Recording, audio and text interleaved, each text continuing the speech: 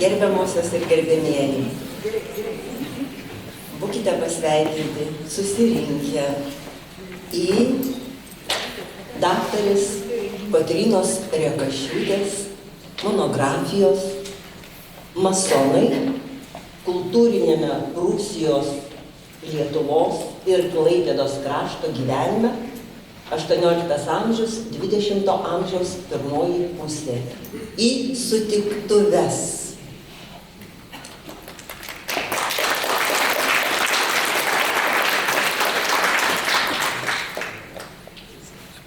Pratarmė, kurią parašė Kotryna Rekašiūtė.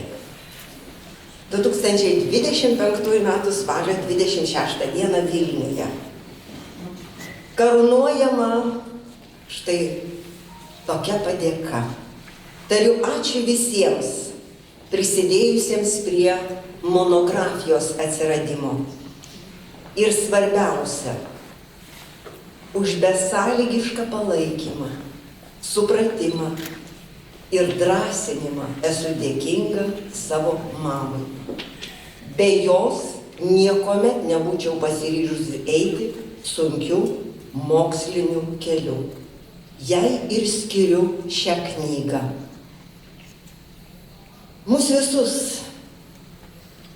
taip tauriai į masonų ritualų nuotaiką, tikiuosi dauguma išgirdote ir prajautėte, panardino masono kompozitoriaus Žano Sibelijaus simfoninis kūrinys Masonų ritualas. O dabar kviečiu smuikininkę Rimotamo sugriežti, susmuikuoti Žano Sibelijaus rondino Kotrynos Rekašiūtės mamai. Jei ne ji, šiandien mes nesusirinktume į knygos sutiktuves.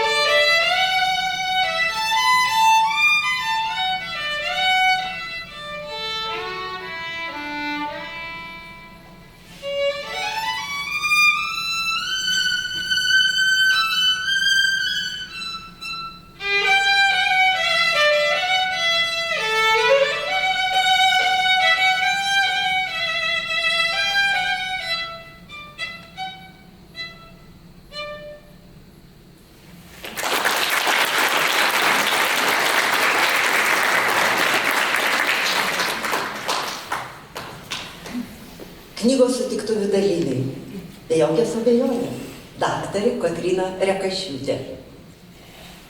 Prašau, prašau.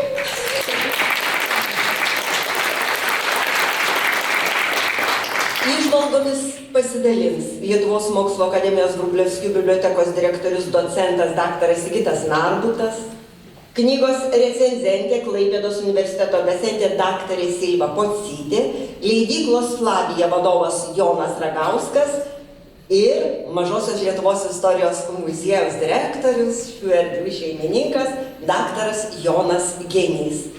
Nuotaika, kurios norėjo tą aristokratišką nuotaiką, masonų subuvimų nuotaiką, kurs Kotrynos Rekašiūtės pasiūlymų tarptautinių konkursų laureatės Giedrė Zeicaitė, Lietuvos muzikos ir teatro akademijos docentė sopranas. Mažosios Lietuvos istorijos muziejaus bičiulė ištikima, bendrų projektų kūrėja, organizatorė ir vadybininkė, pianistė, Klaipėdos universiteto docentė Inga Maknavičienė. Ir Klaipėdos valstybinio muzikinio teatro orkestro smuikininkė Rima Tamo. Kada man paskambino gerbiamas Jonas Ragauskas, jis akcentavo, kad taip, labai svarbu knygos sutiktuvės, betgi ne šiaip savo knygos sutiktuvės, jos turi būti skiriamos Karaliaučiaus, Kionigsbergo universiteto rektoriaus, teologijos profesoriaus Liudviko Rėzos 250-osioms gimimo metinėms. Martynas Liudvikas Rėza 1806 metais gruodžio 2 įstojo į Karaliaučiaus masonų ložę po 3 karūnomis. Turėjo meistro laipsnį, ėjo oratoriaus pareigas. Liudvikas Rėza po 10 metų pameistrių ložėje kalbės. Tikrąjį dvasinį gyvenimą jis pavadino kaip vienintelį, kuris mūrininkijai yra būtinas. Masonystė, anot jo, esanti visų mokslų mokslas, visų menų menas, visų mokyklų mokykla. Vedamas siekio įgyvendinti švietėjiškus ir masoniškus idealus, testamentu paliko turtą, visą savo turtą. Savo vardu pavadintam bendrabučiui Rezanijum. Įsteigti tam bendrabučiui ir išlaikyti. Masoniškus idealus savo gyvenimo darbais paliudijo ir kunigaikštis Mykolas Kleopas Oginskis. Įsižiebus 1794 metų sukilimui prisiekė: tėvynei skiriu turtus, darbus ir gyvenimą. Kaip tarė, taip ir padarė. Ant sukilimo stalo sudėjo visus savo turtus ir tapo vienu iš sukilimo vadų. Tai dabar ir pakviesiu Giedrę Zeicaitę, Ingą Maknavičienę su Mykolo Kleopo Oginskio romansu, jo muzika ir žodžiai nusilenkti masonų didiems darbams. Pakvieskime Floriną.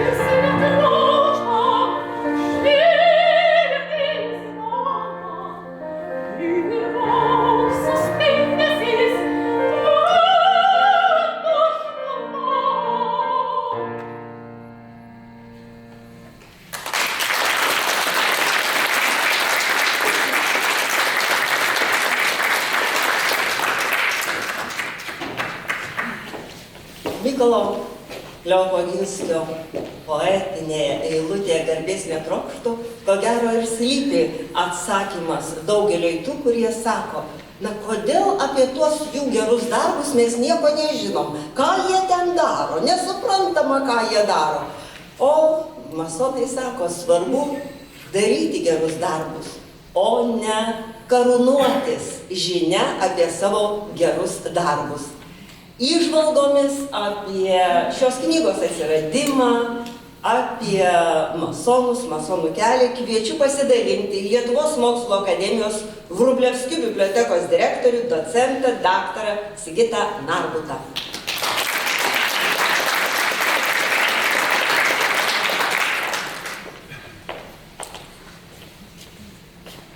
Labas vakaras, labai smagu Jūs pasveikinti čia, Klaipėdoje. Ir kągi pasidalinti keliomis mintimis, kurios ir te gali būti pasakytos pasitinkant kokį nors leidinį. Jeigu manęs kas paklaustų, kokios priežastys Lietuvos mokslo akademijos Vrublevskių biblioteka paskatino išleisti Kotrynos Rekašiūtės monografiją, aš turėčiau paminėti bent 4 tokias. Pirmoji, nuo kurios ir verta pradėti, aišku, yra pati Kotryna Rekašiūtė. 2020-aisiais sėkmingai užbaigusi jungtinę lietuvių literatūros ir tautosakos ir Vilniaus universiteto doktorantūrą, Kotryna įsidarbino Vrublevskių bibliotekoje. Vėliau 21 metais sėkmingai apgintos disertacijos pagrindu ji čia bibliotekoje ir parengė ir su bibliotekos pagalba išleido knygą, kurią šiandien mes čia ir sutinkame. Tai pirmoji priežastis, bet ne paskutinė. Leidinys dienos šviesą išvydo labdaringų rėmėjų lėšomis. Tokia antra priežastis. Naudodamasis proga už dosnią paramą ir palaikymą, noriu padėkoti garbiajam Jonui Ragauskui ir garbingosios ložės po gintarine karūna broliams. Apie tai tikiuosi daugiau išgirsti iš garbiojo Jono. Kitos 2 priežastys išplaukia iš Vrublevskių bibliotekos veiklų ir, aišku, ten dirbamų darbų. Noriu pasakyti, kad ne pirmus metus, nemažai laiko Vrublevskių biblioteka bendradarbiauja su Klaipėdos universitetu ir tame universitete dirbančiais lituanistais. Lankomės pagal galimybę vieni pas kitus. Klaipėdiškiai Vilniuje, Vilniškiai Nidoje, Klaipėdoje ir dar kur nors, kur juos pakviečia svetingi šeimininkai. Biblioteka pagal galimybę stengiasi sukaupti visą, ką vertingo ištyria, aprašo ir publikuoja Klaipėdos universiteto mokslininkai. Pasakyti tiek būtų negana. Specialistai puikiai žino, o Lietuvoje daugam yra nedidelė paslaptis, tai kad būtent Vrublevskių bibliotekoje yra saugomi unikalūs, gausūs, labai vertingi Prūsijos ir Mažosios Lietuvos dokumentų rinkiniai. Tai prisiminęs garbiosios Virginijos pradžioje paminėtą vieną faktą, noriu jį papildyti dar ir informaciją apie tai, kad Vrublevskių bibliotekoje pirmiausia joje yra saugomas gausiausias, vertingiausias Liudviko Martyno Rėzos dokumentų rinkinys.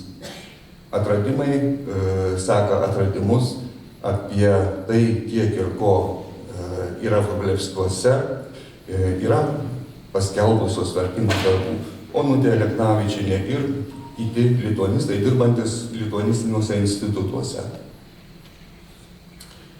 Tokia būtų trečia priežastis. Na ir paskutinioji svarbi priežastis yra pati Vrublevskių bibliotekos steigėjo carinės Rusijos laikais žinomo ir vertinamo advokato Tado Stanislovo Vrublevskio asmenybė.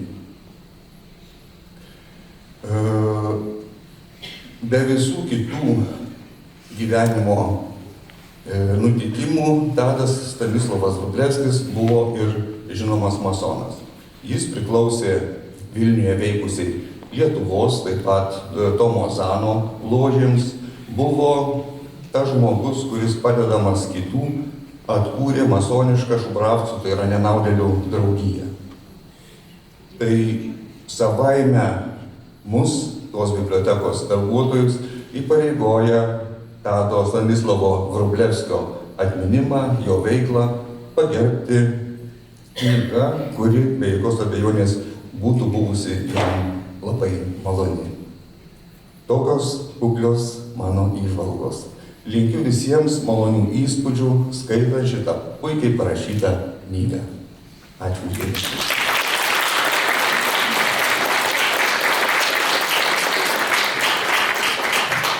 Gerbiamam daktarui Sigitui Narbutui ir žinokit, norėčiau cituoti ir cituoti tą knygą.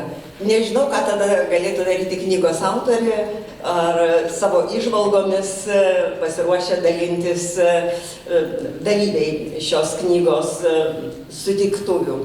Bet leisiu savo pacituoti, nes po to sekantį žingsnį gali tik tai kas daryti, be jokios abejonės recenzentė, kuri perskaitė, nežinau, turbūt kiek kartų knygą, kad parašytų rimtą, ar ne, ir teisingą, ir nuoširdžią recenziją. Taigi, Kotryna Rekašiūtė pratarime karūnuoja. Viliuosi, jog leidinys bent šiek tiek pasitarnaus tyrinėjant Prūsijos Lietuvos kultūros istoriją, supažindins skaitytojus su šia, kaip rašyta Prūsijos Lietuvos spaudoje, apie masonus, mielaširdingystės draugystę. Todėl, cituoja Tilžės keleivis, 1900 metai. Mėly broliai lietuvininkai, priimkite tame dalyke apšvietimą ir pamokslą ir nevierykite visokias paikas kliaunas apie premjerus. Taigi gerbiama docentė, daktarė Silva Pocytė, ar vieryti, ar nevieryti, ką ta knyga mums paliudys? Labas vakaras visiems susirinkusiems, turbūt reikia vieryti, kas parašyta šitoje knygoje, tam ir susirinkome. Bet pirmiausiai norėčiau pasakyti, turbūt Kotryna nesupyks, jeigu prie knygos, prie tų žmonių, kurie prisidėjo prie knygos atsiradimo, šalia jūsų Kotryna mamos, paminėsiu ir mačiau salėje yra jūsų disertacijos vadovė docentė daktarė Žavinta Sidabraitė, kuri 4 metus vedė Kotryną doktorantūros studijų labirintais ir padėjo gilintis į šią sunkią, sakyčiau, temą, dėl to, kad visi žinome, kurie šiek tiek esame susidūrę su mokslu, su mokslinių tekstų, disertacijų rašymais, kad pirmiausiai reikia atskleisti temą naujumą. O tam, kad atskleisti naujumą, istorikams, literatūros istorikams reikalingi yra šaltiniai. Ir tie, kurie skaitėte ir skaitysite šią knygą, pamatysite, kiek yra joje panaudota šaltinių. Ir kaip dažniausiai studentai sako, ar jie bus lietuvių kalba, deja, Kotryna turėjo skaityti daugiausiai vokiečių kalbą ir surinkti šaltiniai iš Vokietijos, kai kurie net mūsų nuostabai, net ir Rusijos archyvuose buvo saugomi ir juos reikėjo Kotrynai pasižiūrėti. Ir iš ties temos paslaptingumas, sakyčiau, ar ne, pirmiausia ir suteikia tam tikrą postūmį gilintis į šių žmonių, kurie susiję ir su masonų judėjimu, ir su masonų draugijomis, ir pirmiausiai su lietuviškąja tradicija, su lituanistinė tradicija. Ir kodėl tie masonai apskritai mums yra šiuo metu svarbus ir apie juos reikia kalbėti, tai pirmiausiai be abejo, neatsiejama turbūt visos Europos kultūros istorijos dalis ir Prūsijos Lietuvos istorijos dalis, nes iki Pirmojo pasaulinio karo tai buvome Prūsijos valstybės dalis ir dėl to visi įvykiai vykę Berlyne ar kitose miestuose atsišaukė ir turėjo tam tikrus atgarsius ir Karaliaučiuje ar tame pačiame Mėmelyje, Klaipėdoje. Ir kodėl tie masonai atsiranda, kas tai yra per organizaciją, ar kas tai yra draugija. Ir kai Virginija cituodama laikraštį 19-20 amžiaus sandūros pasakė tą tokį žodį misticizmas ar ne, ir toks paslaptingumas, tai iš ties turbūt ir yra pagrindinis raktinis žodis, apie kurį dažniausiai ir sukasi kalba, kai kalbame apie masonus. Tačiau reikia atkreipti dėmesį, kas jau ir buvo šiandien minėta, kad masonų ištakos siejamos su 18 amžiumi, kas yra ir užfiksuota knygos viršelyje, knygos pavadinime, nes tai yra apšvietos amžius. Tai yra apšvietos laikotarpis, kai į pirmąją vietą bendrai visuomenių gyvenime ir valstybių gyvenime, tos, kurios buvo apšviestojo absoliutizmo valstybės, šiuo atveju Prūsijos karalystėje, į pirmą vietą išeina protas. Yra pradedama galvoti, kad protas yra valstybės ir visuomenės variklis ir galia. Ne dogmatizmas, o protas, visuomenės galvojimas, mąstymas, kritinis mąstymas, savęs tobulinimas, kitų tobulėjimas, žmonių laisvės ir teisės, emancipacijos, tolerancijos, bendruomeniškumo mintis ir idėjos. Ir kai toks yra didžiulis naujų minčių gūsis, be abejo atsirado siekis kurtis į įvairias draugijas. Ir viena iš jų tai būtent ir buvo masonai, kurių ištakos yra 18 amžiaus pradžioje Anglijoje. Karaliaučiuje pirmoji draugija susikūrė 1770 metais, o Klaipėdoje yra bendramžė su Martynu Liudviku Rėza, Memfio draugija 1776 metais. Ir masonų draugijų ištakos, kodėl jie pasirinko tokią veiklos formą, yra siejamos su viduramžių akmenskaldžių ir akmentašių gildijų veikla, kurie keliaudavo 13-14 amžiuje per įvairius Europos miestus ir statydavo katedras. Ir kadangi žinome iš viduramžių Europos, iš viduramžių istorijos, kad amatininkų gildijos tai buvo irgi labai tokios įdomios organizacijos, kur priėmimas į gildiją būdavo ganėtinai sudėtingos. Tie, kurie norėdavo tapti gildijos nariu, turėdavo išlaikyti egzaminus. Jie įstoję turėdavo prisiekti, kad neišduos savo meistrystės paslapčių. Ir tai be abejo irgi norint tapti gerų amatininkų reikėjo labai save tobulinti ir tobulėti. Todėl ir masonų pavadinimas, tie Freimaueriai, kas buvo paminėta, tokia šišioniškių kalba, tai nuo vokiško žodžio Freimauer, tai laisvieji mūrininkai, ir atliepia tas ištakas iš viduramžių laikotarpio. Ir kaip istorikai, kurie buvo minėti ir Kotrynos knygoje, kalba apie tą dabartinį šių draugijų veiklos suvokimą arba jų tiesiog interpretavimą, tai draugijos nėra slaptos, jos tiesiog yra uždaros, kur svarbiausias dalykas yra, kaip jau ir buvo šiandien minėta, saviugda, savišvieta ir svarbiausiai bendruomeniškumas. Ir tas bendruomeniškumas, kai kalbame šiandien būtent apie Prūsijos, Lietuvos ir Klaipėdos krašto tą lituanistinę veiklą, buvo labai svarbus raštijos veikėjams, ne tik tie, kurie rašė, bet ir tie, kurie spausdino. Tas jų priklausimas masonų draugijoms įvairiausioms, karaliaučių jų ypatingai buvo gausu. Ir Klaipėdoje keletas veikė, ir Įsrutyje, Tilžėje.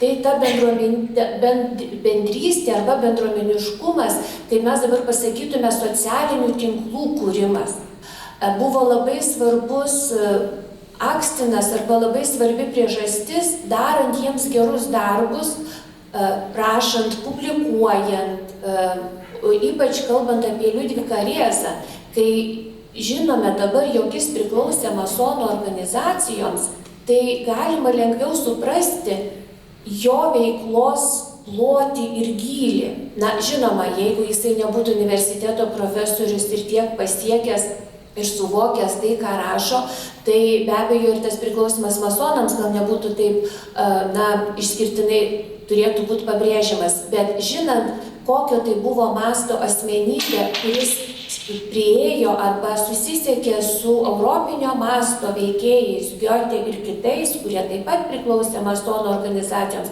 tai žinoma, ta bendrystė, ta tinklaveika, bendravimas su kitoms masonų draugijoms priklausančiais asmenims, tai ir davė tuos vaisius. Ir knygos pabaigoje yra pateiktos svarbiausių lituanistikos veikloje dirbusių masonų biogramos. Ir mes galime pasižiūrėti, kokie tai buvo iš tikrųjų išskirtiniai asmenys, pradedant Martynu Liudviką Rėzą, Teodoru Heinrichu Šionu, išskirtinių politikos veikėjų, beje gimusių Šereiklaukyje, Klaipėdos krašto žmogumi, kuris buvo teisininkas, politikos veikėjas, skambiai 19 pradžioje vadintas Prūsijos provincijos prezidentu, ypatingai didžiulį dėmesį skyręs švietimui. Ir tai, kad švietimo sistema 19 pradžioje ir paprastos pradinės mokyklos įgyjo labai nemažai išsilavinusių mokytojų, tai buvo ir jo nuopelnas, nes jo iniciatyva buvo įkurta 1811 metais karalienės mokytojų seminarija.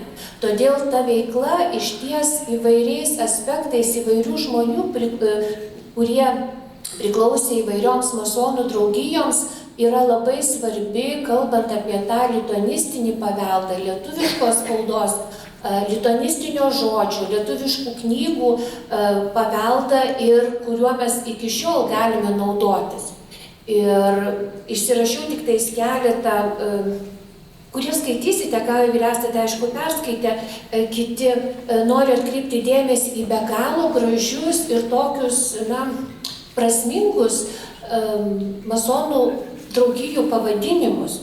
Po Prūsijos Ireliu, Memfis Klaipėdoje, Irėnė, Luizė Garbingoji širdis, Gaumbinėje veikė Pauksinė liepa, Karaliaučius buvo, kaip minėjau, sodrus draugijomis, po 3 karūnomis, kuriai priklausė ir Liudvikas Rėza, po Kaukolė ir Feniksu, man atrodo, irgi jis priklausė šiai draugijai, Feniksas, po Aukso šviesulių ir toliau ir kitos draugijos.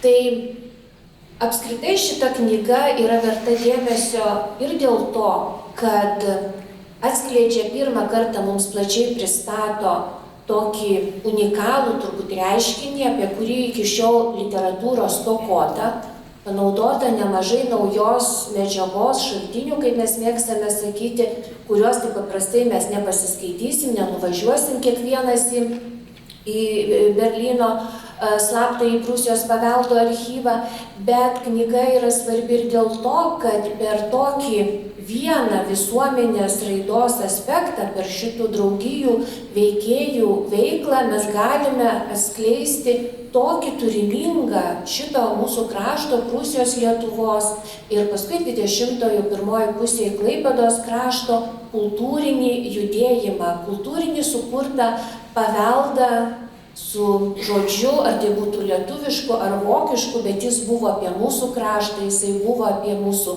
kalbą, apie mūsų kultūrą, tradicijas. Ir dėl to aš manau, šita knyga ypatingai praturtins kiekvieno biblioteką, kiekvieno, kuris domisi Klaipėdos krašto, Prūsijos, Lietuvos istorija. Bet visko negalima atskleisti pristatymo metu, nes tada nebus intrigos knygos pirkti ir ją paskaityti. Tai ačiū Jums visiems, mielieji, už dėmesį ir linkiu gražaus tolesnio vakaro. Ačiū.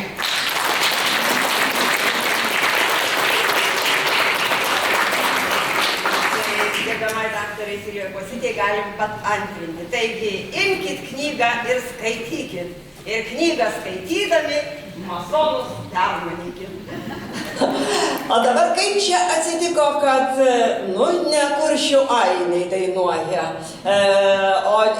nes Liudviko Rėzos šito krašto dainas reiktų dainuoti. Na, žinoma, taikiausi į ką? Į Klaipėdos Stasio Šimkaus konservatorijos fantastiškus dainorėlius, bet pasirodo, jiem atostogos.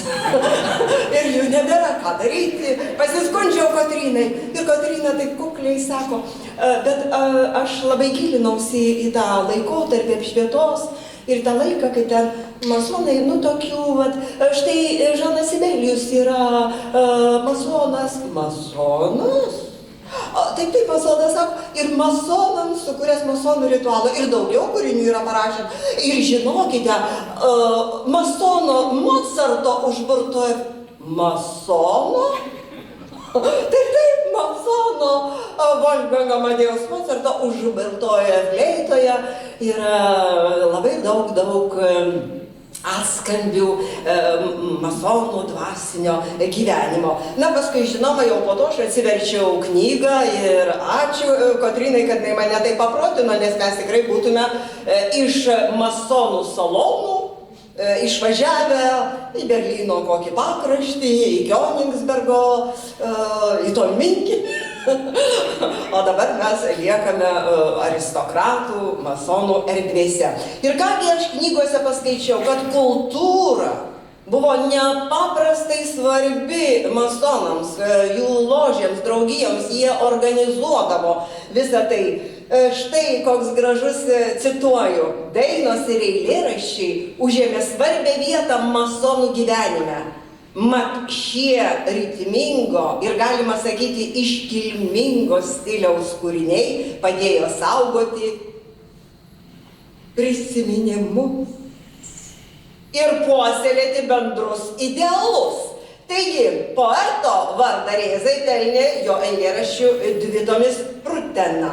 Iš vokiečių kalbos į lietuvių kalbą išvertė poetas Antanas A. Jonynas. Cituoju autorę, kai kuriuose Prutenos eilėraščiuose galima pajusti masonišką dvasią. Lėvos upelis,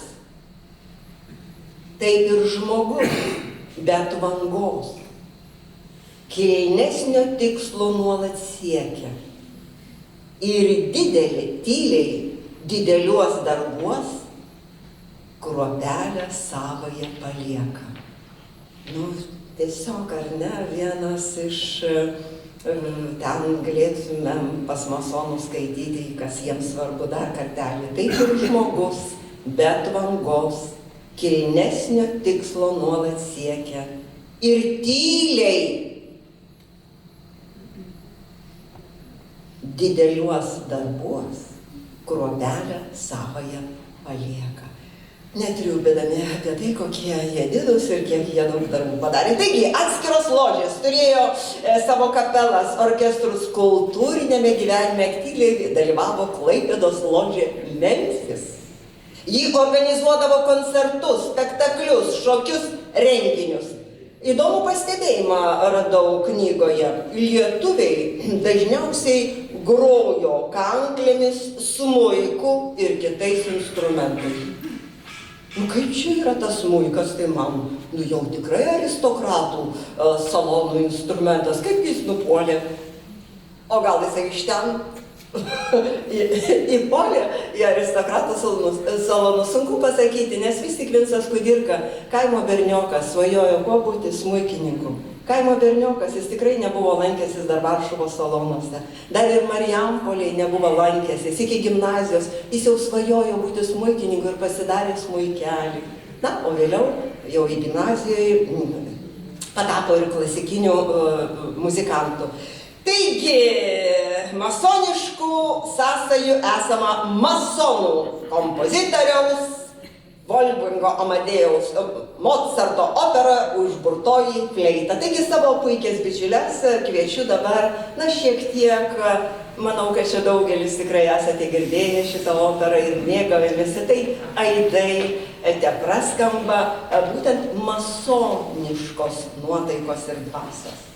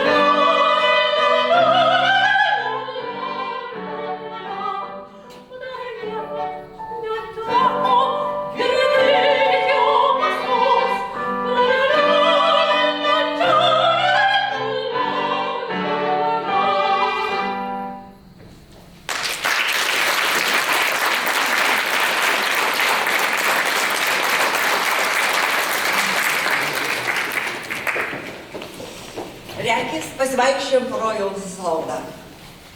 1766 metais prie Rygos ložės po kalaviju prisijungė vokiečių filosofas, poetas Johanas Gotfridas Herderis. Herderis knygas ir kalbą prilygino gražiausiam, didžiausiam sodui. Anot jo, kiekviena knyga tai gėlių ir augalų lysvė, o kiekviena kalba neišmatuojamo dydžio sodas, pilnas įvairių spalvų ir skirtingų rūšių medžių.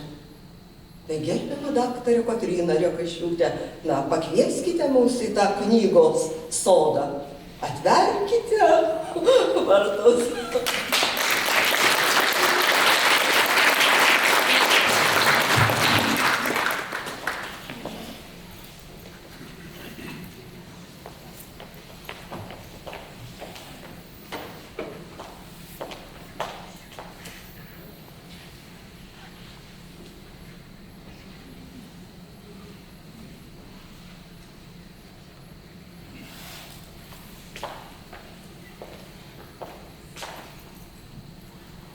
Tai pirmiausia, ką norėčiau pasakyti, tai ačiū už parodytą dėmesį knygai ir pristatomai temai.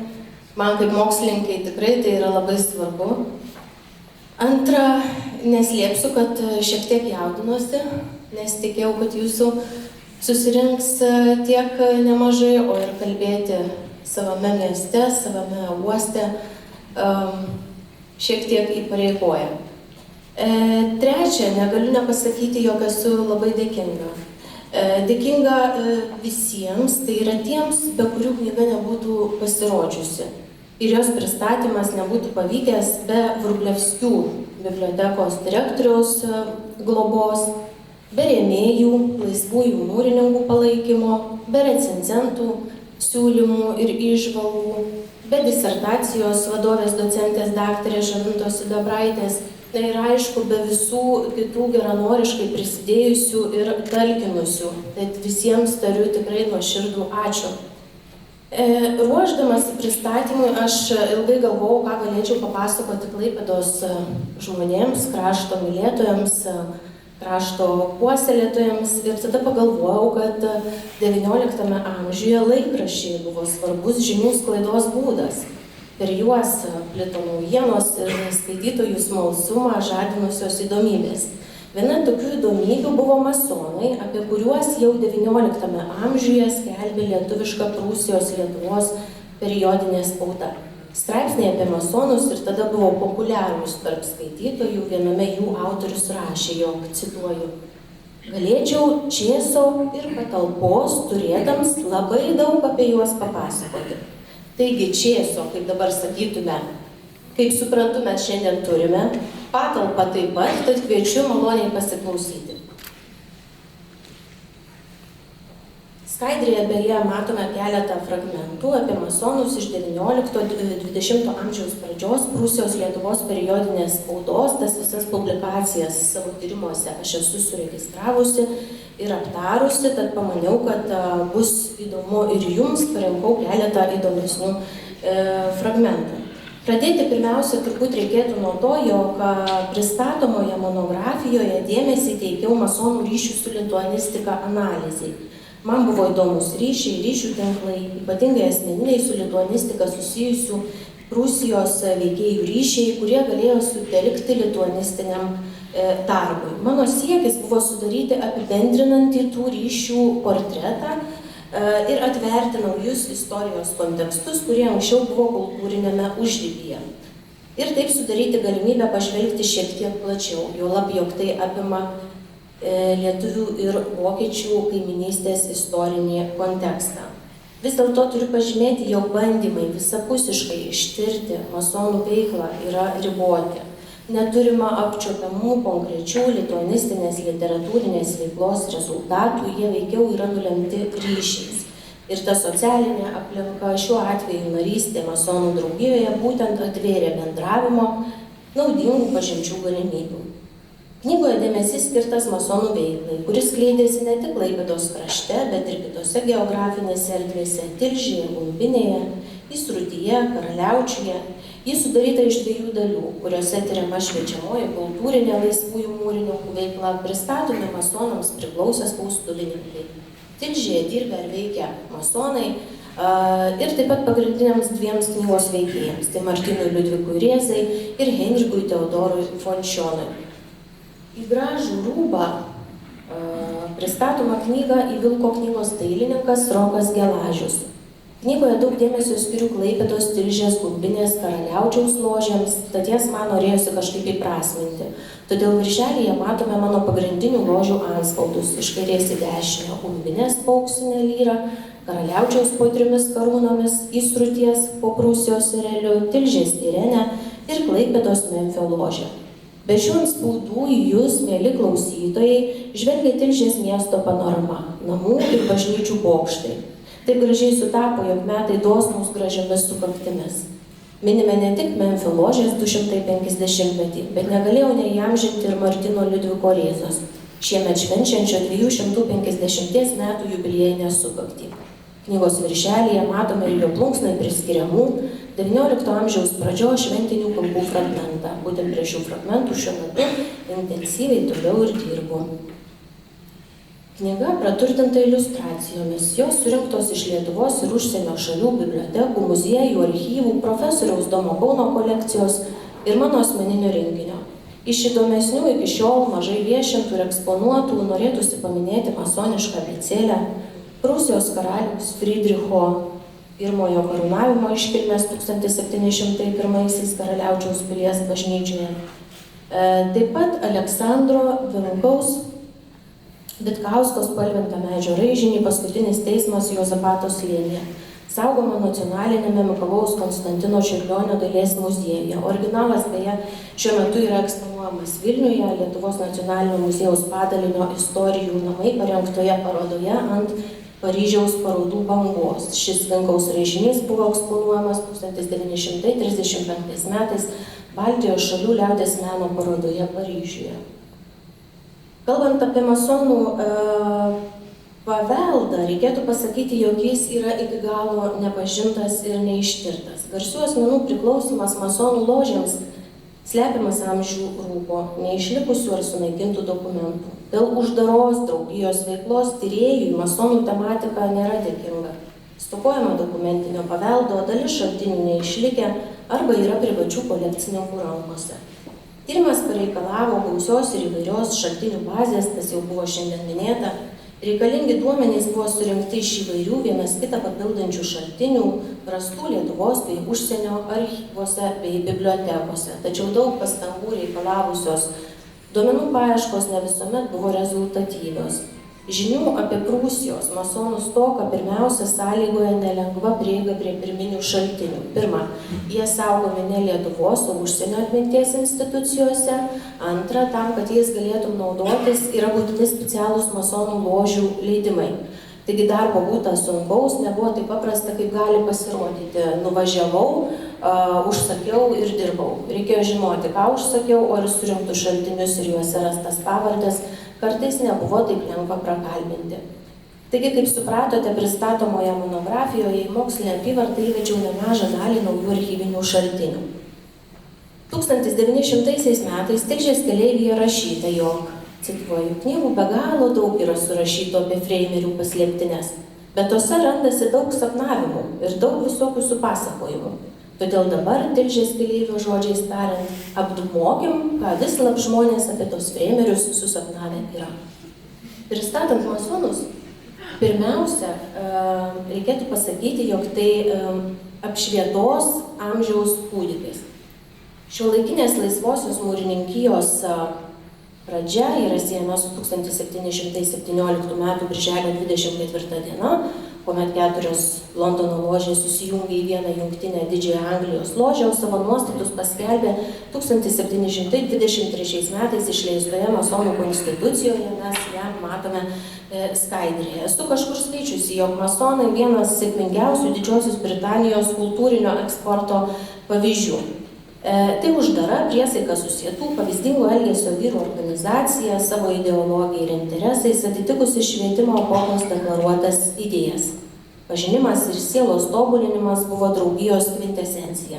Viena iš svarbiausių masonų priedermių, todėl didelė reikšmė buvo teikiama dvasiniam imperatyvui. Masonams buvo svarbus nuolatinis asmens tobulėjimas, vertybių ugdymas, humanistinių idealų akcentavimas kaip vieno žmogaus vidinio pasaulio gerinimas. Daug dėmesio buvo skiriama švietimui. Jo rėmimas buvo vienas iš svarbiausių masonų draugijos prioritetų ir filantropinių siekių. Svarbi masonų veiklos sritis buvo kultūrinė veikla. Kultūrinėme gyvenime aktyviai dalyvavo Klaipėdoje veikusi Memfio ložė, organizavusi įvairius renginius, koncertus, o kaip pažymėjo Johanas Karolis Cimbrickis, jos įsteigimas buvo reikšmingas įvykis miesto istorijoje. Įdomus faktas, jog pirmasis teatras Karaliaučiuje 18 amžiaus viduryje buvo įsteigtas masonams priklausiusio Karaliaučiaus ložės po 3 karūnomis nario Konrado Ernsto Akermano. Masonai vykdė šviečiamąją veiklą, prisidėjo prie bibliotekų steigimo ir platinimo. Ložės bibliotekos kaupimu rūpinosi ir Klaipėdos ložė Memfis. Masonai prisidėjo prie rašytinio ir spausdinto žodžio sklaidos. Buvo rašomos šventinės gedulo ir kitoms progoms ložėse skirtos kalbos. Spausdinti masonų giesmynai. Vieną tokių giesmynų mes matome skaidrėje. Jis yra 3-osios laidos išspausdintas 1806 metais Berlyne. Šį giesmyną beje turėjo ir Martynas Liudvikas Rėza, tik tiesa jis turėjo vieną laidą ankstesnį 1804 metų. 18 amžiuje vokiškai kalbančiame pasaulyje tas masonų ložių tinklas buvo gana tankus. Veikė keli šimtai ložių, jos vienijo 10 000 narių. Vokietijos masonų pagrindai buvo padėti 1737 metais įsikūrus Hamburgo ložiai. Vėliau laisvieji mūrininkai išplito visoje Vokietijoje. Masonų populiarumą Vokietijoje lėmė Prūsijos karaliaus Friedricho II, dar vadinamo didžiuoju narystė masonų draugijoje. Į masonų ložę įsistojo 1738 metais Reinsberge. Tai lėmė didžiulį masonų draugijos gretų pagausėjimą. Prie draugijos jungėsi poetai, muzikai, filosofai, profesoriai, mokytojai, teologai ir kiti. Plintant apšvietos epochos idėjoms, masonų judėjimas neaplenkė Prūsijos. Klaipėdoje veikė žymioji Memfio ložė, Tilžėje Irenės ložė, Luizė nuoširdžioms širdims ir kitos. Vis dėlto didžiausias masonų raiškos centras buvo Karaliaučius. Nuo 1760-ųjų ten veikė išskirtinai gausi masonų ložė po 3 karūnomis, taip pat ložė po Kaukolę ir Feniksu. Skaidrėje kaip tik matome vaizdą prie Karaliaučiaus pilies ežero arba žemutinio tvenkinio iš ložės po 3 karūnomis sodo. Vargu ir 18 amžiuje buvo intelektualų, kurie nepriklausė masonų ložėms. Gėtė priklausęs Veimaro masonų ložei, taip pat Rygos masonų ložės narys Herderis, jau girdėtas Mozartas, sukūręs keletą kūrinių apie laisvuosius mūrininkus, bei jau minėtas Friedrichas Didysis ir kiti. Menininkai, rašytojai, filosofai, karaliai, visi prijautė karališką meną. Vieni masonų draugijoje rado įtakingą, karjerai svarbų socialinį tinklą, kiti stojo dėl dvasinių paskatų. Masono statusas tais laikais buvo tarytum vizitinė kortelė, patvirtindavusi, kad asmuo yra patikimas ir sąžiningas. Nuo laisvosios mūrininkijos susikūrimo pradžios masonai susidūrė su įtarimais, nepasitikėjimu, persekiojimais, taip pat neigiamų bažnyčios požiūrių, todėl visuomenėje buvo vertinami gana kontroversiškai. Netruko pašiepiančių masonų pavadinimų, jie buvo prilyginami bedieviams ir laisvamaniams. Prūsijos Lietuvoje buvo paplitę skirtingi masonų draugijos įvardai. 19 amžiaus pabaigoje, 20 amžiaus pradžios spaudoje masonai buvo vadinami preimeriais, freimaureriais, nuo žodžio frei laisvas ir maurer mūrininkas, valmūrininkais, valnas laisvas. O Prūsijos Lietuvos mitologinėse sakmėse, kaip pažymė daktarė Radvilė Racėnaitė, taip pat buvo vadinami įvardu budavonininkas, budavoti tai mūryti, statyti. Skaidrėje matome fragmentą iš Neselmano žodyno, kuriame nurodyta budavonininko reikšmė nuo žodžių bauen statyti ir baumeister statytojas. Periodikoje taip pat esama gražių draugijos įvardijimų, tokių kaip mielaširdingystės ar geradarystės draugystės. Masonų draugijos narius galima priskirti intelektualiniam elitui. Draugijai buvo svarbus bendravimo tarp skirtingų luomų tobulinimas, luomų apribojimų atsisakymas. Laisviesiems mūrininkams iš pradžių priklausė aukščiausio socialinio sluoksnio atstovai, pasaulietiniai ir dvasininkai aristokratai, tačiau vėliau ložėse propaguojant demokratinės idėjas, draugijos sudėtyje atsirado įvairių luomų žmonių, miestiečių, gydytojų ir kitų profesijų atstovų. Pavyzdžiui, XIX amžiaus pradžioje Įsrutyje veikusios ložės po Prūsijos erelių sąrašuose šalia krašto tarėjų, kunigų, rektorių, leitenantų buvo galima rasti vaistininkų, patarnautojų ar kirpėjų. Masonų draugija buvo patraukli vieta telktis. Ložės tapo puikia vieta megzti ir puoselėti pažintis. Draugijos narius vienijo bičiulystės ir brolystės saitai. Vienas iš reikšmingiausių lituanistikos centrų buvo Karaliaučius. 1544 jame buvo įsteigtas universitetas, kuris tapo svarbiu Prūsijos mokslo centru. Prisidėjo prie rytų Prūsijos kultūrinės atmosferos formavimo.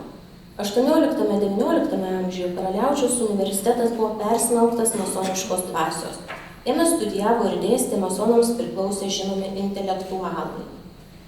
Minint su lituanistika susijusius ir masonų draugijai priklausiusius asmenis, svarbus yra Karaliaučiaus universiteto profesorius Piteris von Bolenas, lyginęs lietuvių kalbą su sanskritu, rinkęs lietuvių liaudies dainas. Taip pat Kristijanas Barčas, išleidęs didžiausią Prūsijos lietuvių liaudies dainų su melodijomis rinkinį Dainų balsai. Beje, šį rinkinį Barčas minėjo ir masonų ložėje, tą aptikau archyvinėme šaltinyje. Prie lituanistikos plėtotės svariai prisidėjo ir kitas Karaliaučiaus universiteto profesorius, vienas žymiausių prūsų ir lietuvių kalbų tyrinėtojų, Georgas Heinrichas Ferdinandas Neselmanas. Daugiau nei pusę savo gyvenimo priklausęs masonų draugijai, išleidęs rinkinį lietuvių liaudies dainos, lietuvių kalbos žodyną, pilną Kristijono Donelaičio raštų leidimą su vertimu į vokiečių kalbą ir kitus darbus. Masoniškų sąskambių randama gilinantis ir kitas rytų Prūsijos švietimo įstaigas – Gumbinės Frydricho mokykla, Klaipėdos Karališkoji Luizės gimnazija ir kitos, kuriuose dirbo masonų ložėms priklausę ir su lituanistika vienaip ar kitaip susiję asmenys, jie minimi pristatomoje knygoje. Stiprus lituanistinis sąjūdis XIX amžiuje telkėsi Tilžėje, jo gyvybingumą palaikė įvairios kultūrinės draugijos. Tilžėje veikusioms masonų ložėms priklausė būrys su lituanistika susijusių kultūrininkų, švietimo įstaigų darbuotojų ar lietuvių literatūros draugijos narių. Minėtina ir 1879 metais Tilžėje įkurta lietuvių literatūros draugija, skatinusi literatūros ir kultūros sklaidą. Jos steigimą pirmiausia lėmė moksliniai interesai – fiksuoti ir tirti viską, kas susijęs su lituanistika. Jie turėjo ir leidybinių užmojų. Nors ši draugija ir nebuvo masonų projektas, tačiau ji buvo susijusi su jais. Archyviniai šaltiniai patvirtino, jog draugijai priklausė nemaža dalis masonų, tarp jų ir steigimo iniciatorių. Svarbu vaidmenį su lituanistika susijusioje veikloje atliko spaustuvininkai. Dalis jų buvo žinomi kultūros veikėjai, įvairių draugijų nariai, tarp jų ir masonai. Archyviniai šaltiniai byloja, jog masonams priklausė daugelio Prūsijos spaustuvių atstovai. Minėtini ir Karaliaučiaus spaustuvininkai Hartungai, lituanistikos istorijoje užimantys ypatingą vietą. Tai buvo žymiausia lietuviškų knygų leidybos įmonė, turėjo privilegijų, spausdino žymių lietuvių raštijos veikėjų darbus. Taip pat svarbi ir Karaliaučiaus Degino spaustuvė, kurioje pasirodė Rėzos parengta Biblija rinkinys Prutena. Minėtina ir viena iš produktyviausių Reilenderių spaustuvė veikusi Tilžėje. Profesoriaus Domo Kauno duomenimis spaustuvė vykdant veiklą išėjo net 345 lietuviški neperiodiniai ir 9 periodiniai leidiniai. Iš Gumbinės paminėjimo verta ir Krauzeneko spaustuvė. Na ir klaipėdiečiai, negaliu nepaminėti pirmosios spaustuvės Klaipėdoje įkūrėjo Horko, žinomo lietuviškos ir vokiškos spaudos darbuotojo. Lituanistikai Horkas nusipelnė ir kaip pirmojo lietuviško kalendoriaus prūsiškos kalendros leidėjas. Minėtina ir Vaikinio spaustuvė, taip pat žymioji Zybertų dinastinė spaustuvė. Visi mano minėti spaustuvininkai buvo masonų ložių nariai. Taip pat norėtųsi pažymėti, jog masonams priklausę asmenys atstovavo savo interesų sritį. Meno srities atstovai rūpinosi kultūriniu gyvenimu, spaustuvininkus domino su leidyba susijusi veikla, mokslininkai idėjas stengiasi realizuoti publikuodami įvairius straipsnius ar leidinius, verslininkai ar valstybės darbuotojai rūpinosi socialinę gerovę, na, o ložės buvo puikia vieta ryšių mezgimui ir puoselėjimui. Minint su lituanistika susijusius ir masonų draugijai priklausiusius asmenys, kaip ryškiausia reprezentacinė figūra iškyla Karaliaučiaus universiteto teologijos fakulteto profesorius Martynas Liudvikas Rėza. Didelis jo nuopelnas Prūsijos evangelikų liuteronų bažnyčiai naujos redakcijos lietuviškos Biblijos parengimas. Tai buvo žmogus, kuriam rūpėjo lietuvių kalba. Priminsiu, jog iš reikšmingiausių Rėzos darbų minėtinas 1816 metų Biblijos leidimas, 1818 išleistas pirmasis Kristijono Donelaičio metų leidimas, 1825 pasirodęs renginys Dainos, taip pat eilėraščių Vitomis Prutena, minėtinos ir Ezopo pasakėčios su pirmąja Donelaičio pasakėčių publikacija. Rėzos veiklos, jo literatūrinių užmojų spektras išties yra platus, nuo religinių raštų publikavimo ir rengimo iki pasaulietinių ir grožinių kūrinių ir folkloristikos publikavimo. Rėza buvo filosofo Imanuelio Kanto paskaitų klausytojas. Kantas nebuvo masonų draugijos narys, tačiau stipriai veikė tuo metu apsišvietusius intelektualus, studentiją, Karaliaučiaus ložės narius, kurių dauguma buvę Kanto mokiniai, bičiuliai, dalyvavę jo garsiuosiuose užstalės pokalbiuose. Kanto svarbą Rėzai liudija ir pastarojo kūryba. Prutenoje esama Rėzos eilėraščio dedikuoto Kanto, pavadintas Elegija Imanueliui Kantui. Domėjimąsi Kanto idėjomis liudija ir moksliniai Rėzos darbai, yra apgynęs su Kantu susijusią disertaciją. Beje, įdomu, kad XIX amžiaus antroje pusėje Karaliaučiuje, Kanto mieste, buvo įsteigta ložė Imanuelė. Skaidrėje kaip tik matome šios ložės vaizdą. Šį atviruką man pavyko įsigyti labai neseniai, tad į knygą jau nepateko ir dabar rodau pirmą kartą. Rėza buvo pasišventęs laisvųjų mūrininkų draugijai, į masonų gretas įstojo lygiai prieš 220 metų, būdamas 30 metų amžiaus, ir draugijai priklausė iki mirties viso 34 metus arba šiek tiek daugiau negu pusę savo gyvenimo. Jo priklausomumas masonams fiksuotas ne tik enciklopediniuose masonų žinynuose, bet radau paliudijimą ir archyviniuose šaltiniuose. Prieš tai galėjome jį matyti skaidrėje. Sakyčiau, jog Rėza gal net buvo toks savotiškas masonų grynuolis, kalbėtojas, meistras. Masonerijai teikia ypatingą reikšmę, kad ir jo ištarmė, jog masonystė esanti visų mokslų mokslas, menų menas ir mokyklų mokykla.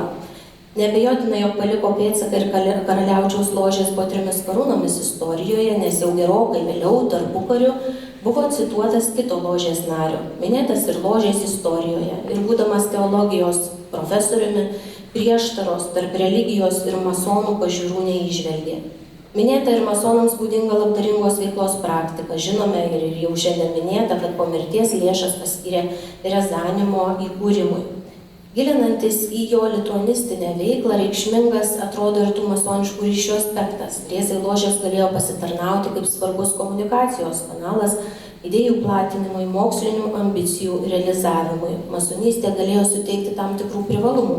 Sudarė sąlygą šviestis, švietėjiškas sentencijas rodo ložėse, skaityti pranešimai, rengti bei leisti lituanistinius darbus, užmegzti naudingų pažinčių ir ryšių, padėjusių vykdyti leidinių sklaidą. Mezgėsi ryšiai su šviesuoliais, pažintys padėjo rasti talkininkų. Dar viena svarbi su masonais ir lituanistika susijusi asmenybė, iš lietuviškų žemių kilęs Henrikas Teodoras Fončionas, Prūsijos valstybės tarnautojas, 1824 metais tapęs rytų ir vakarų Prūsijos vyresniuoju prezidentu. Jis nemaža dalimi prisidėjo prie lietuviškumo sklaidos rytų Prūsijoje. Įsteigė pirmąją viešąją biblioteką, pirmąjį regiono laikraštį vokiečių kalba, nors galimai turėjo planų įsteigti ir Balstogėje leisti pirmąjį lietuvišką laikraštį. Prisidėjo prie karalienės mokytojų seminarijos steigimo, rūpinosi lietuvininkų švietimo reikalais, pritarė lietuvių kalbos vartojimui mokyklose, prisidėjo prie naujų liaudies mokyklų Gumbinėje įkūrimo. Teigė, jog kiekvienas žmogus turi teisę į gimtąją kalbą. Daug dėmesio jis skiria švietimui ir su juo susijusiomis reformomis, mokyklų tinklo kūrimui plėtrai, mokytojų rengimui. Vokiečių istoriografijoje nurodoma, jog švietimas Šionui buvo prioritetinė sritis. Dar norėčiau atkreipti dėmesį ir į jo paramą leidžiant lituanistinius leidinius. 1851 metais būtent Šiono remiamas Neselmanas išleido pirmąjį mokslinį lietuvių kalbos žodyną, kurį beje ir dedikavo Šionui. Taigi žodynas išėjo su autoritetingo užtarėjo ir rėmėjo globa. Šionas priklausė masonams, į Karaliaučiaus masonų ložę įstojo savo profesinės karjeros pradžioje.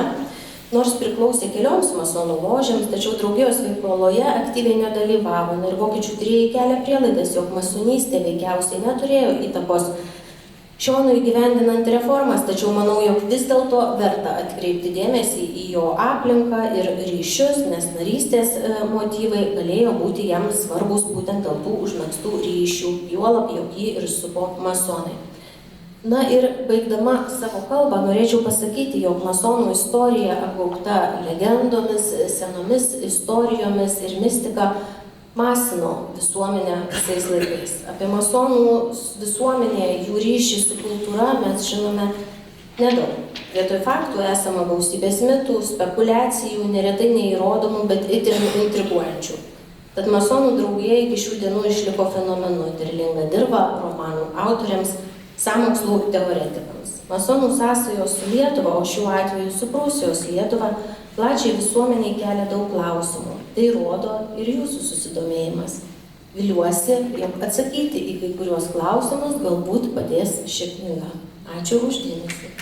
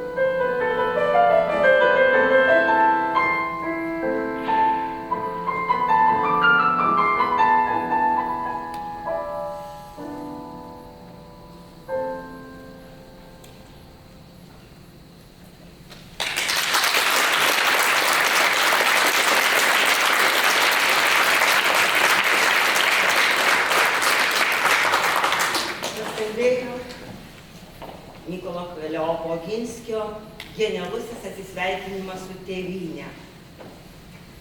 Vienas iš mėgiamiausių Kotrynos kūrinių. Nieko atsitiktinio nebūna, nesiderinom, nesitarėm, o tiesiog štai taip dievulis viską suriktavojo. Taigi atsisveikini su tėvynė. Ir kas lieka? Prisiminimai. Kažkada labai Maironis, Trakų, štai garbinga pilis. Kuo toliau, to dažniau man atskamba iš Maironio dienoraščių vienas sakinys ir lieka tik prisiminimai. Tik prisiminimai. O tie prisiminimai kągi, jie tada iškeliauja su mumis amžinos šviesos keliu. Ir kokia laimė, kad yra užsidegusių žmonių liudyti prisiminimus. Tai tas pats Maironis, jau vėlesnėme amžiuje žinomas ir garsus Lietuvos poetas, ką prisipažins? Tik sužinojęs, kad lietuviai turėjo didį poetą Donelaitį, išdrįsau rašyti eiles lietuviškai. Bet tai ne oregi skambėjo, tai buvo surašyta. Trakų štai garbinga pilis griuvo, griūna kiti paminklai, griaunam naujus statom, betgi rankraščiai nedega.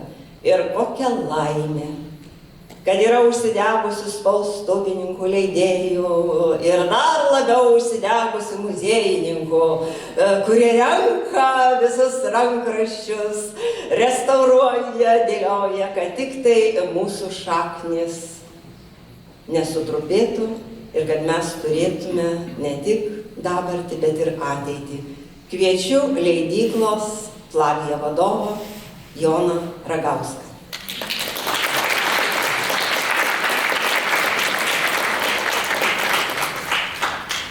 Mėly čia susirinkę, širdis pilna tokių emocijų, ypač ir po Oginskio ypatingo kūrinio, bet noriu keletą žodžių tarti apie tą istoriją, kurią mes bandome saugoti. Leidyklos Flavija leidiniai išimtinai yra susijęti su laisvąja mūrininkyja. Mūsų lentynėlė nėra labai ilga, bet 13 kūrinių jūs tikrai galite atrasti. Tai knygos. Čia buvo parodyta netgi Andersono konstitucija, mes tiesiog jos neleidome, bet visą laiką esame tokių svarbių leidinių partneriai. Na ir nusišypsojo, aš sakyčiau, didžiulė sėkmė, kad pernai man gyvenimą pradėjusią Mokslo akademijos fizikos institutę pavyko vėl ateiti į tą šventyklą, masoniškai žodžiais tariant žinių šventovę, į Mokslo akademiją, sutikti gerbiamą direktorių garbųjį daktarą Sigitą Narbutą, o pakvietė žavi, jauna Kotryna Rekošiūtė. Sako, mielas Jonai, girdėjau, kad ieškote galimybės monografiją pamatyti atspausdintą. Ir iš tiesų, visos mūsų knygos taip jau klostėsi Lietuvos didžiąja prasme. Istorinis likimas gula į didelius jubiliejus. 250 metų, ką tik ištarta. Pirmoji jau čia Klaipėdoje ložė, tuomet vadinosi Memphis. Karaliaučiaus iš pradžių keletą metų po 3 karūnomis deputacinė. Kaip filialas, bet tapusi savarankiška. Ir tie 250 metų vasario mėnesį yra įprasminta naujai atkurtos, aš pasižiūrėjau registruose, įrašytos ložės Memphis prie obelisko, dirbančios, masonišką tradiciją tariant, Klaipėdos rytuose 15 metų jubiliejumi. Ir visa tai įvyko visai neseniai, vasario mėnesį. Ir štai čia, kada Lietuvos Laisvosios mūrininkijos istorija 2031 metais minės Lietuvos didžiosios ložės 250 metų jubiliejų. Tai įvyko 1781 metų gruodžio 27 dieną. Masonai, mano vardas toks simboliškai šiuo atveju atsitiktinai sutampa, dvi Jonų dienas mini.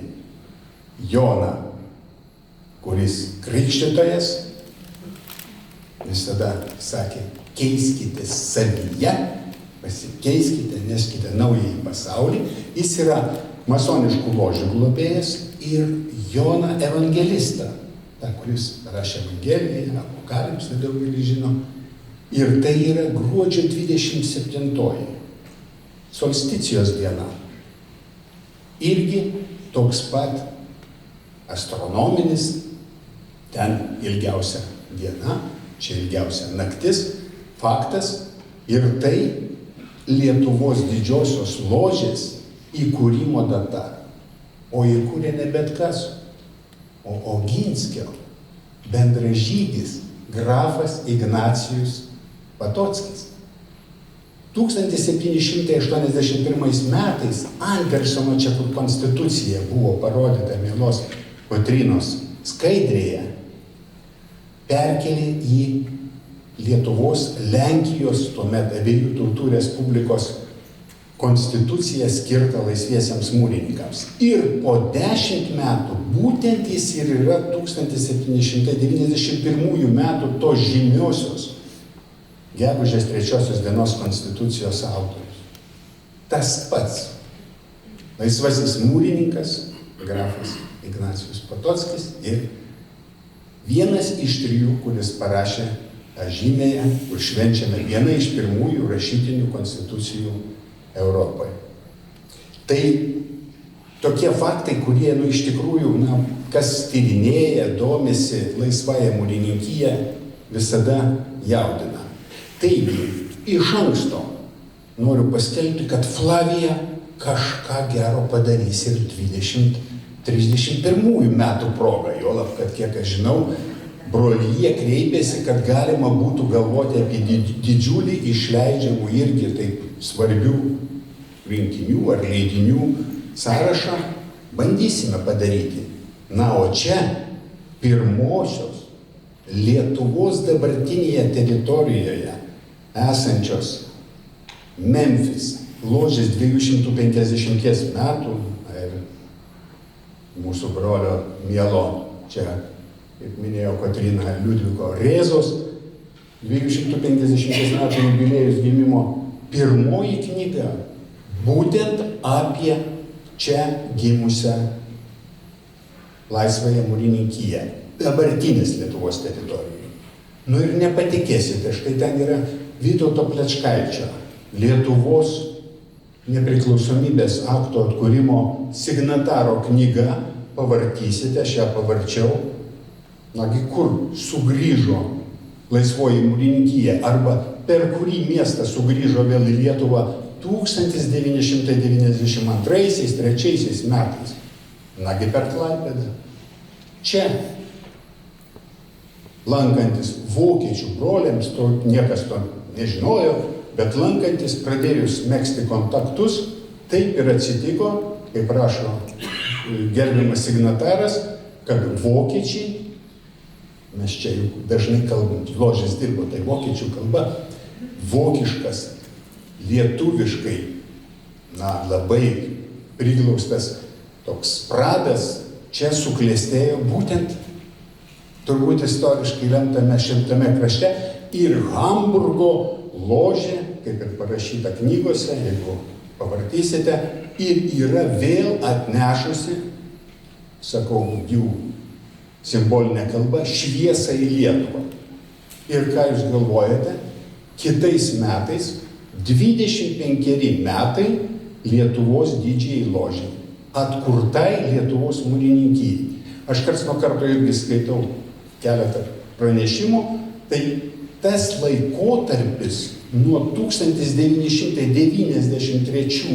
iki dabar jau didžiosios Lietuvos teritorijoje yra ilgiausiai nepertrauktas išorinių jėgų, piktų jėgų, kurie dalino Lietuvą, kurie okupavo, kurie iš vis nieko neleido, kurie protestavo, kad iš vis čia kas būtų, savas intelektualinis ratas susidarytų. Ilgiausiai veikianti laisvųjų mūrininkų ložė dabartinėje, būtent nepriklausomoje mūsų brangioje Lietuvos Respublikoje. Na, o dar pabaigai turiu patį gražiausią turbūt įpareigojimą.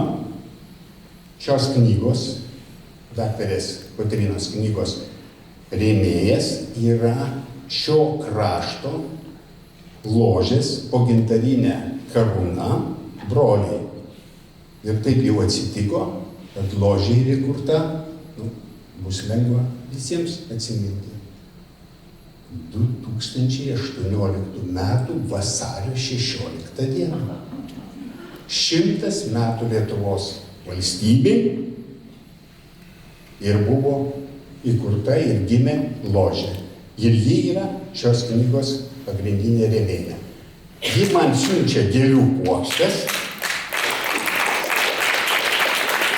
ir aš labai noriu padėkoti visoms šio vakaro mūzoms. Tai, kas buvo sukurta, ta emocija, ji, aš manau, išliks pas mus visus. Mielos atlikėjos, leiskite pagerbti jūs.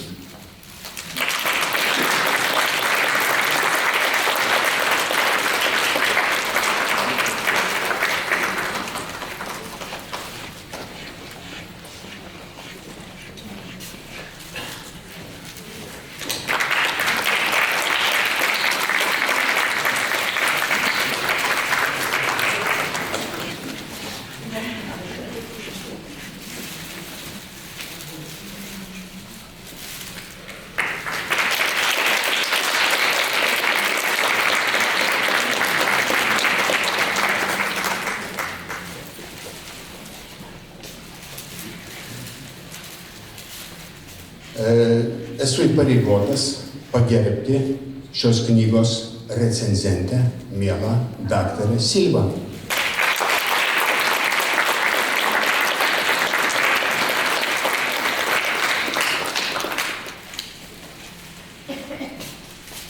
Taipogi, aš net nebejoju, kad miela Virginija, neturiu ką pasakyti, kaip gerą būčiau.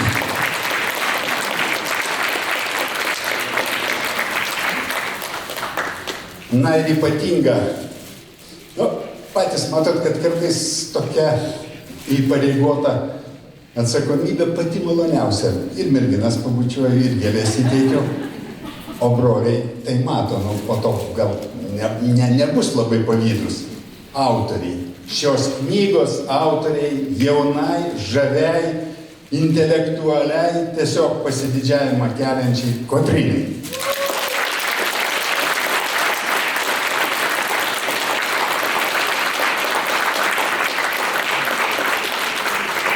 Labai dėkoju visiems. Labai dėkojame gerbiamam Jonui Ragauskui. Brangie, ką tos gėlės? Jis mums padovanojo 4 metus. Jis mums paskyrė pasimatymą čia po 4 metų.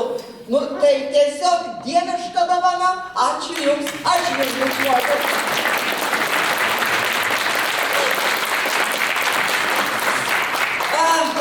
Taip, žmonės miršta, karai, marai, epidemijos, viskas išsidraikytų vėjais, bet yra, žinokit, tie masonai tikrai mįslė ir keistuoliai. Vat nesenai man vienas labai žinomas ir kultūringas žmogus, menininkas, pasakė, kuriam aš pasidžiaugiau, tokia nuostabi knyga, aš pristatėme, jisai sako, kaip gaila, kad jų nebėra dabar.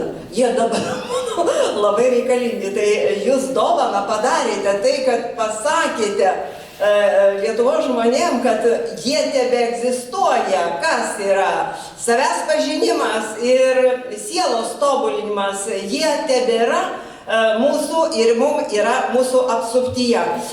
Bet dar keistesni žmonės tai yra muziejininkai. Nu man paslapčių, kokie ten popieriukai, gabaliukai dėlioja ir rodo ten 3 gabaliukai nuo kokios vazelės. Ir sako, tu pažiūrėk, čia tas, čia iš to, čia iš ano. Bet kokia laimė, kad jie dėlioja ir kad jie rekonstruoja, restauruoja ir saugo, kad ne tik 200 metų iki mūsų, kas buvo parašyta, mes galėtume perskaityti, bet ir 200 metų po mūsų, kas buvo parašyta 200 prieš mūsų metų, išliktų žinoma, kad šaknys būtų gyvybingos. Tik tai muziejininkų dėka gerbiamas Mažosios Lietuvos istorijos muziejaus direktoriau daktarė Jonai Geny. Lenkiamės jums žemai ir jūsų visai komandai.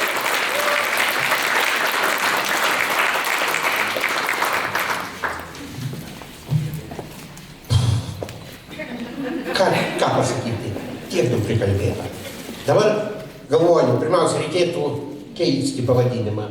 Ne knygos sutiktuvės, bet knygos puota virto.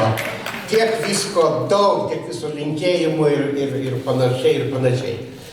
Tai mano dabar turbūt misija yra labai paprasta - užbaigti šitą arba pabaigti šitą gražų vakarą.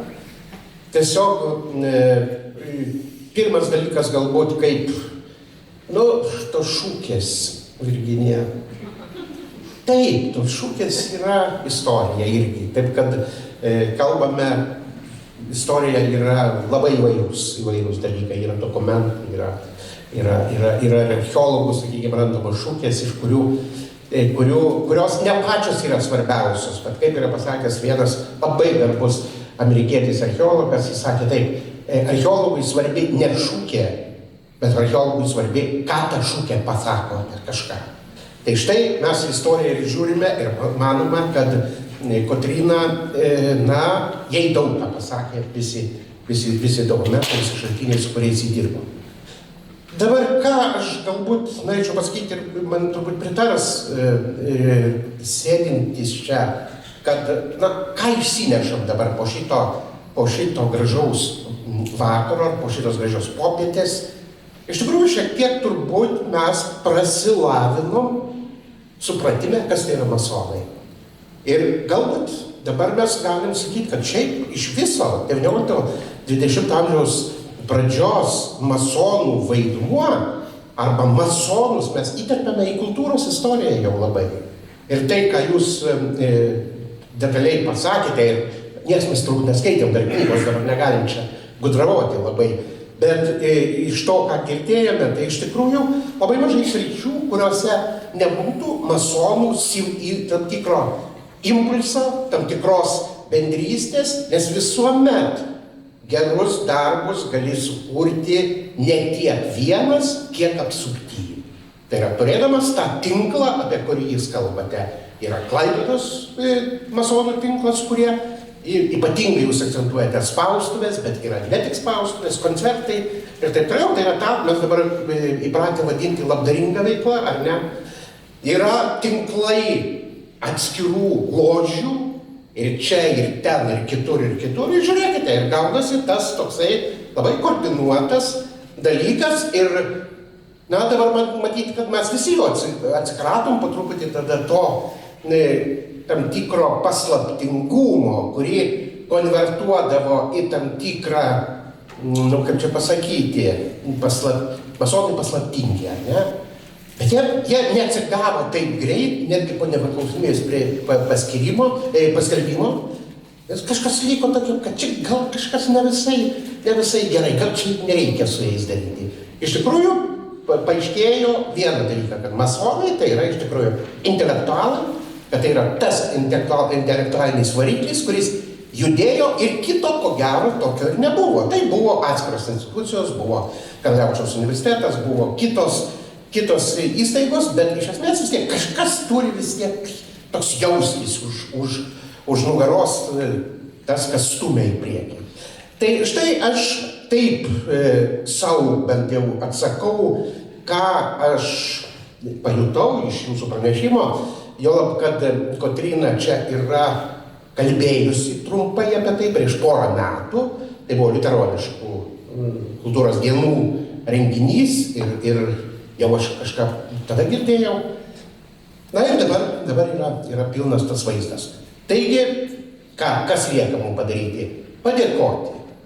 Dėkoju labai už renginį, kuris, kaip sakau, virto, toli nuėjau į priekį nuo standartinio knygos pristatymo, kur formatas yra jau labai visiems žinomas, ar ne, autorius, leidėjai, leidykla ir baigėsi. Čia mes turime gerbiamos Ingos Martinavičienės grupės nuostabų muzikinį koncertą. Ačiū Jums. Ačiū autoriui. Ačiū bibliotekai Vrublevskiui ir gerbiamam direktoriui Narbutui. Ačiū leidyklos vadui, su kuriuo, reikėtų nepasivaržytum kalboje ir žodžio jis meistras, taip gražiai viską vėlgi įvedė į tam tikrą istorinį kontekstą jau apie atsikuriančią masonų visą judėjimą. Ačiū Jum, Virginija, Jūs kaip visada suvedate, sukontroliuojate ir žiūrėkite, taip kaip ir tartasi buvo, beveik nei minutės mes nepavėlavome. Taip, kad noriu pasakyti, kad muziejui šitas gražus renginys iš tikrųjų yra garbė, kad Jūs čia buvote, garbė, kad klaipėdiečiai susirinko ir paskutiniu metu tiesiog stebiuosi, gal iš tikrųjų masonų padaugėjo, ar kas čia yra, kad daug renginiuose žmonių, iki 190, paskutinės knygos pristatėme 190 buvo žmonių. Reiškia, tai yra dideli dalykai, kai kalbame apie tokią lyg ir tokią specifinę sritį, ar ne? Nieko panašaus. Vat jūsų pranešimas parodė, kad šitas sritis yra labai visuotina, labai žiūrint, kaip tu padarysi. Jeigu tu užvarginsi žmonės pavardėm ir ką jis padarė metais, tai galbūt efekto nebus to, bet dabar kaip viskas įvyko. Tai įvyko iš tikrųjų labai gražiai didelė kultūros istorijos pamoka, kurioj, sakykime, irgi labai vaidmenį suvaidino didelį gerbiamą mano kolegę Silva Pocytė. Ačiū ir jai. Dabar galvoju, ar kam nors nepadėkoju, nes visada tai būna, kad aš užmirštu ir paskui nemiegu naktį. Ar visai, Virginija? Taip, kad ačiū labai, iki kitų susitikimų. Dėkojam gerbiamam Jonui ir su gerbiama daktarė Silva Pocytė, daktaru Mariumi Šidlausku, daktarė Roma Bančkutė ir daugiau. Čia yra Klaipėdos universiteto bendruomenės atstovų. Mes didžiuojamės. Kotryna Rekašiūtė studijavo Klaipėdos universitete, socialinių humanitarinių mokslų fakulteto, lietuvių filologiją ir režisūrą, tokią studijų programą, apsigynė bakalaurą, apsigynė teatrologijos magistrą ir štai profesorės Romos Bančkutės, gerbiamos daktarės Žavintos Sidabraitės, Marijaus Šidlausko, kažkokiu tai būdu, nežinau, įkvėpta, jinai pasuko mokslininkės keliu. Mes tikrai labai didžiuojamės tavimi, Kotryna. O man ta knyga, ką pasakyti, aš gal dėl to, kad aš tą knygą gavėnios metu skaičiau, ar ne, keliaujant į prisikėlimą. Nepaprastai įdomi ir štai gerbiama daktarė Silva Pocytė įvardino, nes ne tik masonų istorija, bet ir štai to laikotarpio šito krašto istorija apima labai kilniai, labai tauriai, su nepaprastai pagarbiu santykiu, neinterpretuojant ir neprimetant savo nuomonės. Bet kuo toliau skaičiau, žinokite, man ta knyga darėsi vis šventesnė. Aš lyg skaityčiau vieną iš šventųjų knygų. Aš pradėjau galvoti apie gyvenimo prasmę, apie tikėjimą, apie sielą, apie dvasią, apie gerus darbus. Toks neįtikėtinas, galbūt, sakau, tas fonas man staiga sudėjo prasmes, kurios galbūt pati mokslininkė net ir rašydama to negalvojo ir neakcentavo. Dabar taip matau salėje daugumą moterų ir labai nusiminusios, turbūt nepirk šitos knygos. Nu kam taigi tie masonai vyrai? Tai žinokite, pavogiu iš jūsų dabar 2 minutės.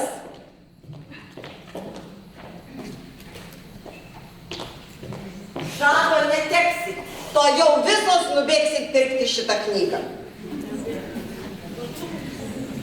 Oi, kaip man patiko, oi, kaip man patiko, oi, kaip man patiko. Štai popieriukas buvo įdėtas, kurioje čia vieteliai. Taigi, taip, yra užsiminta truputį, kad priklausė ir moteris, bet nelabai ten jas prileido, vyrai likosi. Tu dabar man pasakyk, Kotryna, kurioje vietoje tu čia esi apie Feliciją Bortkevičienę. Ateik. Turim paskaityti. Va. Lituanistikos židinys Tilžėje ir masonai. Ok. Taigi uždraudus lietuvišką spaudą istorinėje didžiojoje Lietuvoje, Tilžė tapo lietuviškos spaudos lotyniškaisiais rašmenimis centru. Prie aušros ir varpo rengimo prisidėjo ir masonams priklausę asmenys. Anot Vytauto Plečkaičio visuomenės veikėjas, teisininkas, politikas Andrius Bulota nuo 1908 metų ilgai priklausė net kelioms masonų ložėms, bendravo su vienu iš Lietuvių tautinio sąjūdžio ideologų, publicistų, prozininkų, poetų Vincu Kudirka. Rašė varpui, masonų veikloje dalyvavo ir visuomenės veikėja Felicija Bortkevičienė. Ji rėmė lietuvių studentus ir rašytojus, rūpinosi Prūsijos spausdintų nelegalių leidinių, Varpas, ūkininkas, naujienos gabenimu ir platinimu Lietuvoje. Buvo dienraščio Lietuvos žinios redaktorė. Bortkevičienė buvo pirmoji moteris 20 amžiaus Lietuvoje tapusi masonų draugijos nare. Priklausė Vilniaus ložiai Litva, Kauno ložiai Lietuva. Rašytoja visuomenės veikėja nuo 1922 metų Kauno masonų ložės Lietuva narė Gabrielė Petkevičaitė Bitė. Taip pat rašė į Varpą, ūkininką, platino slaptą spaudą, režisavo pirmąjį lietuvišką spektaklį Amerika pirtyje, prisidėjo prie lietuvių raštijos ir taip toliau. Taigi, brangiosios moterys, tai čia tik tai sakė, viską pasakė, ne viską pasakė, čia tiek daug visko yra, kad kviečiu gerbiamą vadovą leidyklos Flavijos ir dar ką sužinosit, kad Adomas Mickevičius buvo masonas. O Dieve tu mano, kokie tie masonai genialūs, fantastiški, pilni šviesos ir kūrybingumo. Tai dabar, Kotryna, kviečiu tave čia sėstis. Kas norit, perkate jos knygas ir kitas knygas ir iš Kotrynos galite paprašyti autografo. Dėkojam šitiem mamam.